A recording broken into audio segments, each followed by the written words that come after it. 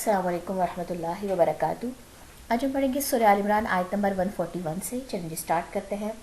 اعوذ باللہ من الشیطان الرجیم، بسم اللہ الرحمن الرحیم۔ وَلِيُمَحِّصَ اللَّهُ، اور تاکہ خالص کر لے اللہ، الذین، انہیں جو آمنوا ایمان لائے، وَيَمْحَقَ، اور وہ مٹا دے، الکافرین، کافروں کو۔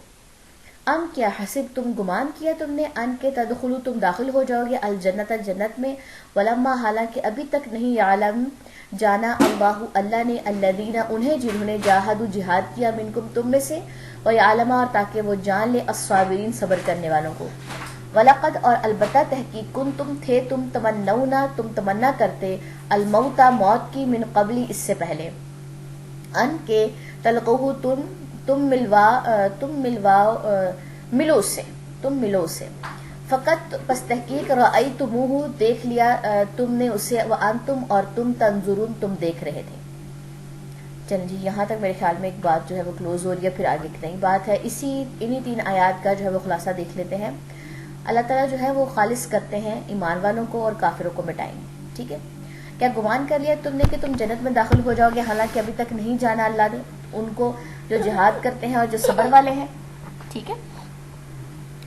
اس کے بعد آیت نمبر 143 میں آ رہا ہے، اور البتہ تحقیق تھے تم تمنا کرتے موت کی، اس سے پہلے کہ تم ملو سے، پس تحقیق دیکھ لیا تم نے اسے اور تم دیکھ رہے تھے۔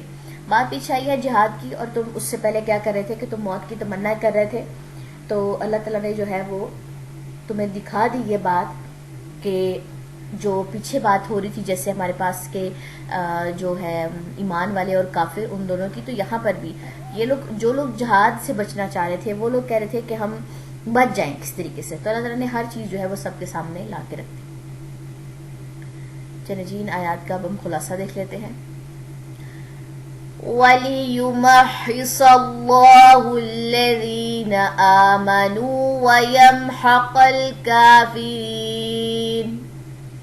أَمْ حَسِبْتُمْ أَن تَدْخُلُوا الْجَنَّةَ وَلَمَّا يَعْلَمِ اللَّهُ الَّذِينَ جَاهَدُوا مِنكُمْ وَيَعْلَمَ الصَّابِرِينَ۔ وَلَقَدْ كُنتُمْ تَمَنَّوْنَ الْمَوْتَ مِن قَبْلِ أَن تَلْقَوْهُ فَقَدْ رَأَيْتُمُوهُ وَأَنْتُمْ تَنْظُرُونَ۔